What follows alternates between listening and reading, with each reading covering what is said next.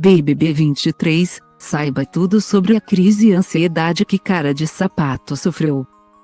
Todos os participantes do Big Brother Brasil saem da casa dizendo que a experiência do reality show foi com certeza a mais intensa de toda a vida. Ficar trancafiado dentro de uma casa, com pessoas desconhecidas e sem contato algum com o mundo exterior mexe com a mente de todos e é de se esperar que o psicológico responda. O brother contou com a ajuda de sua ex-colega de algemas Amanda, que na época ainda estava amarrada com ele.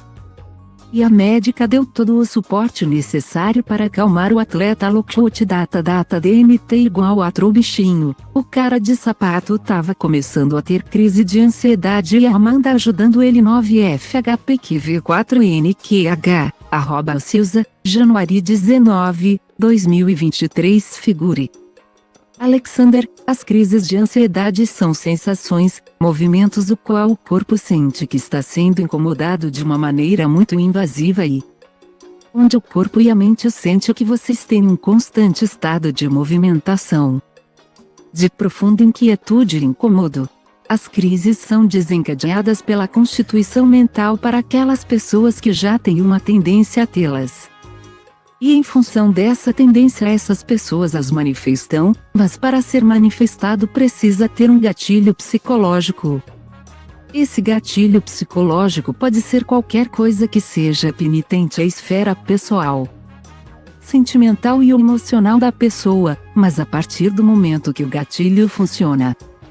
Se a pessoa tiver uma tendência a ser ansiosa ou se ela já tinha uma ansiedade antes, esse quadro vai ser realmente amplificado. A ansiedade no corpo, ela gera uma série de sintomatologias que vão desde tonturas, vertigens, sensações de incômodo, coração disparado, falta de ar. É interessante falar que as sintomatologias de ansiedade são muito parecidas umas com as outras. Então por isso que é muito complicado a gente falar em qual transtorno de ansiedade a pessoa está passando antes que seja diagnosticado por um especialista realmente habilitado no assunto e que entenda realmente de ansiedade. Alexander, a ansiedade é uma condição clínica. O que gera ansiedade é justamente o que eu falei na pergunta anterior. É um gatilho psicológico que você tinha que precisar desse gatilho para a ansiedade ser manifestada. Geralmente pessoas que tiveram uma gestação muito complicada, os bebês que tiveram uma gestação onde a mãe tinha uma situação muito complicada no seu ambiente domiciliar ou se a mãe já tinha uma ansiedade ou se teve depois ao longo do desenvolvimento mais ou menos até a quarta infância, que termina aos 8 anos de idade, ou a criança teve um lar muito violento, muito desestruturado moldado pela violência. Pelo estresse, a ansiedade pode se desencadear. Lembrando que também a ansiedade é uma condição clínica perene. A partir do momento que você tem o transtorno de ansiedade, não episódios de ansiedade. É importante a gente não confundir isso. A partir do momento que você tem o transtorno de ansiedade já instalado no seu aparelho mental, ele é irreversível. O que você vai curar, vai ser as manifestações de ansiedade, que pode ser várias. Por exemplo, pode ser de estresse pós-traumático, transtornos alimentares, transtornos sexuais, transtornos disfuncionais, pode ser até mesmo ansiosos depressivos. Podem ser síndrome do pânico. Transtornos de síndrome do pânico com agorafobia, pode ser uma série de coisas. A questão é justamente o que cada pessoa vai reportar mentalmente em função da sua própria condição mental.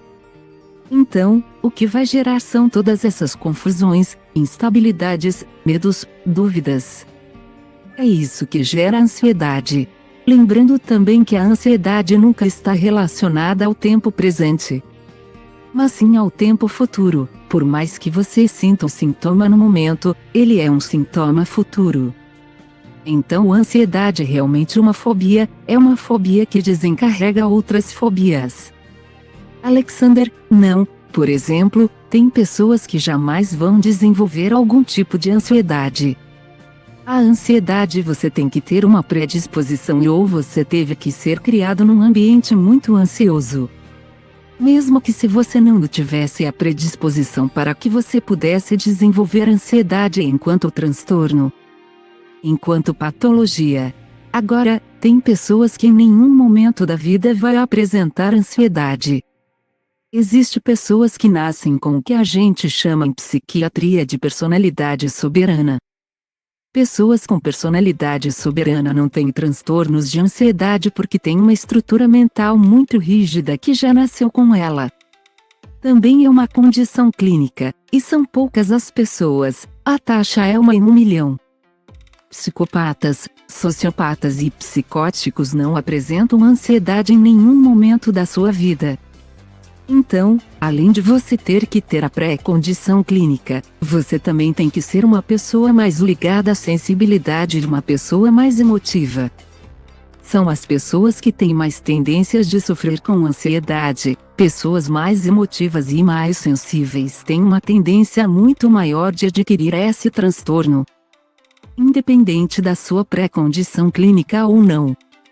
Alexander, então, tá aí uma pergunta muito complicada e muito complexa de ser respondida. É difícil. Você tem que estar em tratamento constante, você tem que estar em manutenção. Lembrando que a ansiedade é uma condição clínica, ela não pede autorização para dar. Ela simplesmente dá. O importante é você estar em manutenção psicoterápica e medicação. O protocolo americano hoje de tratamento para a ansiedade e para a síndrome do pânico, que é o mesmo protocolo, é um protocolo que é elencado pela administração da psicoterapia, preferencialmente a psicoterapia psicanalítica, que mexe mais com o inconsciente, o tratamento do ansiolítico que é necessário para reduzir a ansiedade enquanto condição clínica e o tratamento de beta-bloqueador para diminuir ataque cardíaco e a pressão alta que a ansiedade desenvolve. Isso é muito importante. A ansiedade é uma doença 100% emocional, mas é uma condição clínica que faz parte do aparelho emocional da pessoa. Porém, é importante falar que no passado não se falava muito em associar a ansiedade a doenças cardiovasculares. Porém, hoje já mudou um pouco. Hoje quem tem doenças cardiovasculares precisa estar realmente, e é uma pessoa ansiosa, precisa estar em administração medicamentosa do ansiolítico, do beta-bloqueador e da psicoterapia, justamente para não ter maiores fatalidades ali, nesse quadro cardiovascular. Alexander, quando você tem a crise de ansiedade, geralmente ela dura uma média de 20 minutos mais ou menos. Nesse tempo você tem que ter o controle total. Outro protocolo americano, hoje em dia existe remédios ansiolíticos, que são sublinguais, que você coloca debaixo da língua e ele está sendo ministrado em larga escala nos Estados Unidos, para que a crise de ansiedade seja suspensa na hora. Para quem não tem isso, exercícios de respiração, de autocontrole e de autoajuda, o remédio vai ajudar muito, mas lembrando que a ansiedade é uma condição clínica. Não existe milagres para a ansiedade. Então, essas são as melhores dicas que a gente pode dar. Alexander, para a gente acalmar uma outra pessoa tendo uma crise, em primeiro lugar você não ter ansiedade. Se você é uma pessoa ansiosa e vai querer tentar acalmar outra, você vai potencializar a sua ansiedade também. E aí vai ficar uma ansiedade duplicada. Uma pessoa que não tem ansiedade, a melhor maneira de acalmar a outra é tentar conversar com ela. Tentar falar para que ela respire calmamente. Às vezes respirar no saco ajuda muito por causa do gás carbônico, por uns 30 segundos em um saquinho de papel.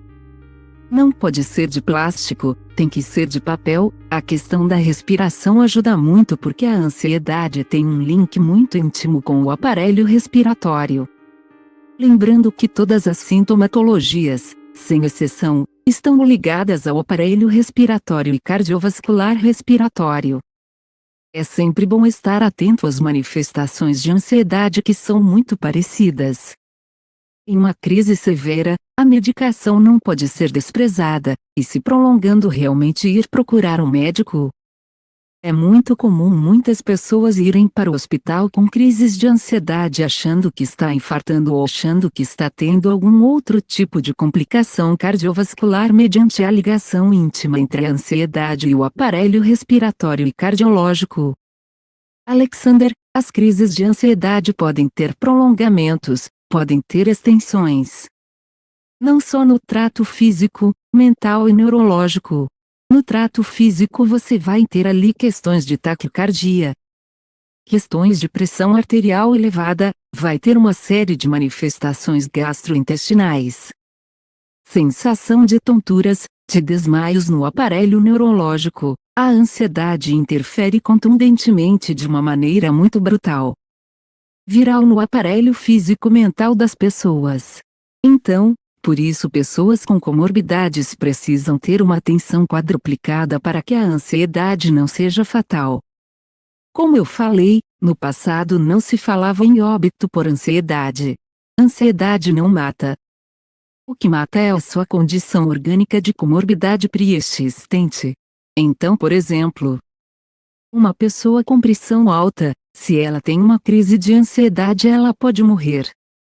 A ansiedade pode remeter a pessoa com quadro severo de taquicardia para o hospital. Isso é muito sério, por isso a necessidade do beta-bloqueador, para conter esses quadros de ansiedade. Porque ela pode ser manifestada ao longo do dia várias vezes, por isso a necessidade da medicação ansiolítica para conter essa frequência. Lembrando que a ansiedade ela não perdoa. Então ela é uma doença acumulativa. No trato psicológico você pode ter em decorrência das crises de ansiedade, os transtornos mentais, alimentares, sexuais, transtornos do sono, inclusive você pode ter as manifestações à noite da ansiedade que pode ser, pesadelos um pouco mais leves, moderados ou pesadelos severos que a gente chama de transtorno de terror noturno e a pessoa acorda aos berros. Você pode ter insônia ou ter um sono mais leve, transtornos de estresse pós-traumático, transtornos obsessivos compulsivos, transtornos de ordem sexual como impotência, ejaculações precoces. A ansiedade ela acarreta uma série de coisas como o próprio transtorno de ansiedade generalizada, o transtorno de estresse pós-traumático. Então você tem uma série de transtornos ligados à ansiedade. Transtornos esses que abrangem toda a esfera corporal do ser humano. Quando você tem alguma questão econômica também. Ansiedade está muito ligada a isso, uma coisa puxa a outra. Hoje em dia tem uma terminologia que chama ansiedade econômica. Alguns autores chamam também de ansiedade atual econômica, e a própria ansiedade com relação à pandemia, que é a ansiedade pandêmica. Alexander, sim, o tratamento é medicamentoso e psicoterápico associativo. Porém, você consegue obter curas em decorrência dos transtornos de ansiedade como transtorno obsessivo compulsivo, estresse pós-traumático, transtorno de impotência sexual, transtornos de disfunção erétil, transtornos do sono, transtornos alimentares, transtornos compulsivos obsessivos, transtornos de pânico, leves, moderados ou severos, todos esses têm tratamento. Tem cura. Porém, o transtorno de ansiedade não tem cura, então é manutenção e controle. E como é que faz isso? A forma é a trivial, infelizmente a fórmula trivial é medicação psicoterápica. Medicação beta-bloqueadora e a psicoterapia em questões que pode variar de 1 vez por semana ou até 2 vezes por semana. De acordo com a condição econômica do paciente e de acordo com a orientação dada pelos profissionais que vão fazer esse tratamento.